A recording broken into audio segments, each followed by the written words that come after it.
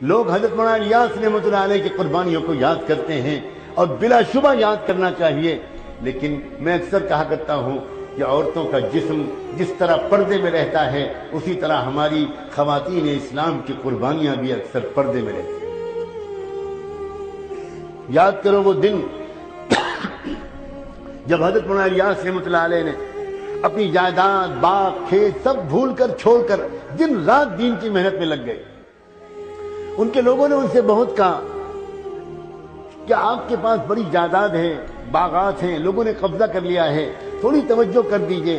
فرمایا کرتے تھے کہ میں ایک منٹ بھی ان چیزوں میں ضائع کرنے کی اپنے اندر ہمت نہیں پاتا۔ اللہ مالک ہے، میں تو اب بس دین کے کام کروں گا، اللہ کرے گا میرے ساتھ جو معاملہ کرے گا، اللہ میری کمزوری کو جانتا ہے۔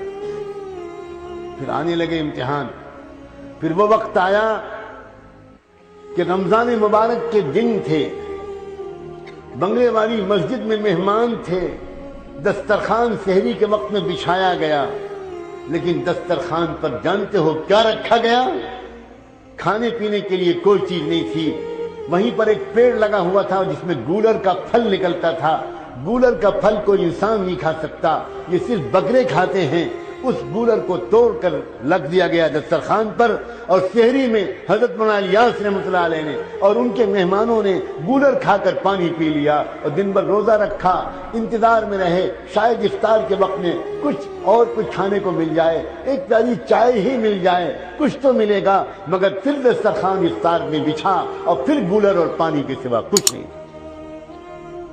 جب ایسے دن گزرنے لگے تو حضرت مولانا الیاس نے ایک مرتبہ اپنی بیوی سے کہا، ان کی بیوی اچھے رئیس خاندان کی تھی، اور ان سے کہا کہ دیکھو مجھے لگتا ہے اب میری قسمت میں تو یہی سب لکھا ہے، میں نہیں چاہتا کہ میری وجہ سے تم کو تکلیف پہنچے، میں خوشی خوشی تم کو آزاد کر دوں گا، کوئی تحفہ دے سکوں گا تو دے دوں گا، تم کو طلاق دے دوں گا، تم چلی جاؤ اپنے میکے واپس، اور پھر عدت گزارنے کے بعد میری دعا ہے کسی کھاتے پیتے انسان کے ساتھ تمہارا نکاح ہو، تم یہ تکلیف کب تک برداشت کرو گی؟ حضرت مولانا الیاس کی اہلیہ خاموش نہیں، ایک لفظ نہیں بولی، اٹھی اور کوٹری کے اندر گئیں، اور ایک پوٹلی انہوں نے چھپا کر رکھی تھی، اس میں کچھ زیور تھے اور کچھ روپے تھے، وہ لائیں اور لا کر ان کے قدموں پر رکھا اور کہنے لگی مجھے اپنے گھر سے، اپنے قدموں سے جدا مت کیجئے، یہ جو کچھ ہے میں حاضر کرتی ہوں۔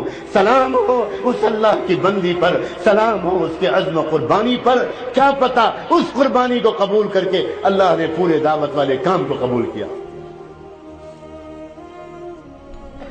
علماء کرام کیوں نہیں جانتے اور یاد رکھتے اس واقعے کو؟ وہ یاد کرتے ہیں حجت الاسلام حضرت نانوتوی رحمۃ اللہ علیہ کو۔ اللہ اکبر، جب یہ نام آتا ہے میرا دل چاہتا ہے میں اللہ سے کہوں اللہ میرے خاندان کی عزت و ناموس کو ان کے قدموں پر قربان کرو۔ حضرت نانوتوی معمولی شخصیت نہیں تھے، ان کی بیوی بھی ایک بہت بڑے رئیس گھرانے کی تھی۔ جب وہاں نکاح طے ہونے لگا تو حضرت نانوتوی رحمۃ اللہ علیہ نے بار بار کہا اپنے گھر کے بزرگوں سے میرا رشتہ اس گھر میں مت کریں، وہ بہت کھاتا پیتا گھرانہ ہے، بڑے رئیس گھر کے لوگ ہیں، ان کی بیٹی میرے گھر میں آ کر کیسے چین سے رہے گی؟ میری زندگی تو فقر میں گزرنے والی ہے، اس کی بیٹی پر یہ ظلم مت کیجیے۔ مگر بیٹی کا والد یہ کہتا تھا میں اپنی بیٹی کا نکاح مولوی قاسم ہی سے کروں۔ نواب تھے وہ اپنے وقت کے، اور جانتے ہو پھر کیا ہوا؟ عورتوں سے کہہ رہا ہوں خاص طور پر یہ باتیں، نئی نویلی دلہن رخصت ہو کر آئی حضرت نانوتوی کی، باپ نے سر سے پیر تک کے لیے زیور بنوائے تھے، لاکھوں روپے کے زیور، 1 لاکھ سے زیادہ روپے کے، اس وقت کے 1 لاکھ زیور، پورا بدن زیوروں سے ڈھکا ہوا تھا، بہت بڑے مالدار تھے وہ، اور انہوں نے اپنی بیٹی اور حضرت نانوتوی کی عزت کرتے ہوئے اتنے زیور کے ساتھ بیوی کو رخصت کیا۔ سہاگ رات ہے، پہلی رات ہے، نئی نویلی دلہن کو لے کر بیٹھے ہیں، حضرت نانوتوی اندر داخل ہوئے ایک نوجوان، اور جا کر سلام دعا ہوتی ہے، محبت کا تبادلہ ہوتا ہے، اور بدن کو زیور دیکھتے ہیں تو پہلے ایک بات کرتے ہیں کہ دیکھو اگر اجازت دو تو میں تم سے ایک بات کہوں۔ ہاں کہیے کیا بات ہے؟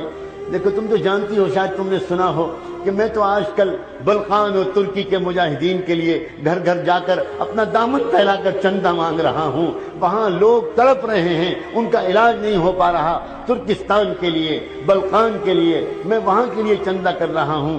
تم کو اتنے زیور اللہ نے دیے ہیں، یہ تمہاری ملکیت ہے، میں صرف حکم نہیں دے رہا، مشورہ دے رہا ہوں۔ اگر تم یہ سارے زیور اللہ کے راستے میں دے دو تو مجھے امید ہے اللہ تم کو جنت میں اس سے اچھے زیور دیں گے۔